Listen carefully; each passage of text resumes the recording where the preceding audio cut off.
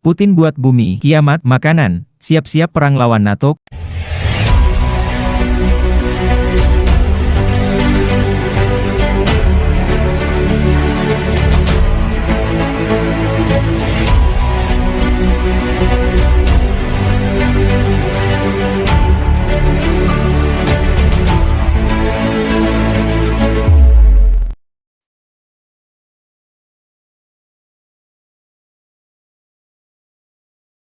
Keputusan Presiden Rusia Vladimir Putin untuk menarik diri dari kesepakatan biji-bijian Laut Hitam dapat menyebabkan konfrontasi langsung dengan kapal perang NATO.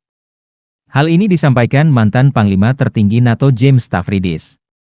Stavridis adalah pensiunan Laksamana Bintang 4 yang bertugas di Angkatan Laut Amerika Serikat, AS, selama 37 tahun. Ia membuat peringatan lewat Twitter pada awal pekan ini, dikutip Kamis, 27 Juli 2023. Peringatan disampaikan Stavridis setelah Rusia mengumumkan menghentikan partisipasinya dalam Black Sea Grain Initiative, inisiatif butir Laut Hitam, dengan Ukraina, yang ditengahi Turki dan PBB. Dia mengatakan jika Rusia bertindak sembrono, NATO mungkin berada dalam situasi tegang dengan armada Angkatan Laut Moskow di Laut Hitam. Ini adalah berita yang sangat buruk bagi pasar biji-bijian internasional. Ini juga menimbulkan momok NATO yang memutuskan perlu mengawal kapal-kapal biji-bijian ini, tulis Stavridis di Muat Newsweek. Itu bisa mengarah pada konfrontasi langsung antara armada Laut Hitam Rusia dan kapal perang NATO jika Rusia bertindak sembrono, tambahnya. Stavridis kemudian mengatakan kepada media bahwa NATO kemungkinan akan mengawal kapal pengangkut biji-bijian dan pupuk kemanusiaan ke dan dari pelabuhan Ukraina seperti Odessa. Inilah awal konfrontasi yang ia maksud. Ketika itu terjadi, kapal perang NATO berpotensi berkonfrontasi langsung dengan Angkatan Laut Rusia.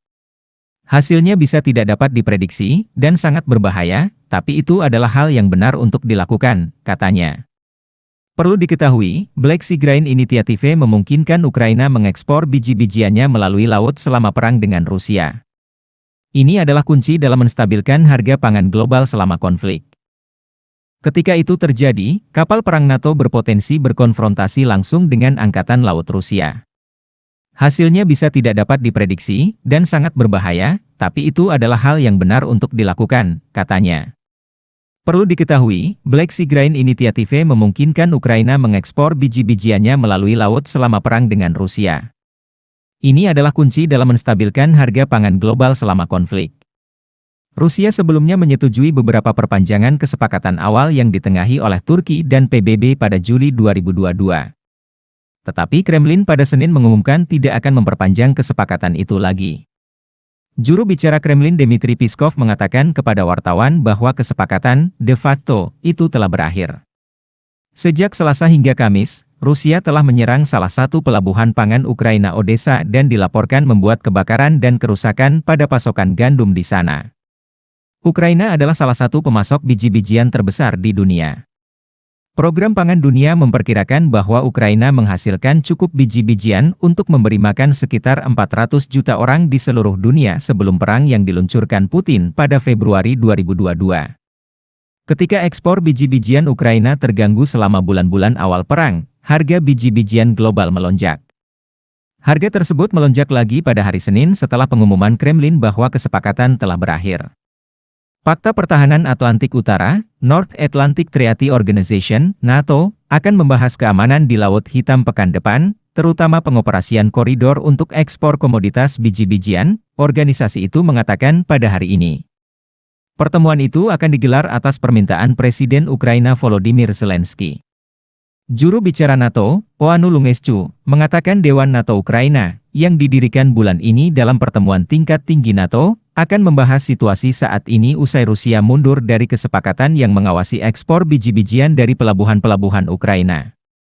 Zelensky mengatakan dia meminta kepada Sekretaris Jenderal NATO Jens Stoltenberg, melalui pembicaraan telepon, untuk mengadakan pertemuan tersebut. Lungescu mengatakan kedua pemimpin akan membahas pengunduran diri Rusia dari kesepakatan itu dan upaya negara itu menggunakan pangan sebagai senjata, yang bisa berdampak kepada jutaan orang yang rentan di seluruh dunia. Dia menambahkan pertemuan itu akan berlangsung di tingkat duta besar. Pertemuan pertama Dewan itu, yang digelar di KTT NATO di Vilnius, dihadiri oleh sejumlah kepala negara atau pemerintahan.